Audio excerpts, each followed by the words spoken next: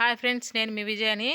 చూడండి, కాకులు వర్షాకాలం అన్నానికి ఆహారం లేక అరుస్తూ ఉన్నాయి. కొంచెం ప్లేట్లు అన్నం పెట్టాను, చూడండి ఎలా తింటాయో. ప్రతి అమావాస్య నాడు కొంచెం నిండుగున్న అన్నం తీసి ఆ కాకులకి కొంచెం అన్నం పెట్టి కొంచెం నూలేసి కనిపెడితే మన పితృదోషాలు ఏమున్నా పోతాయి.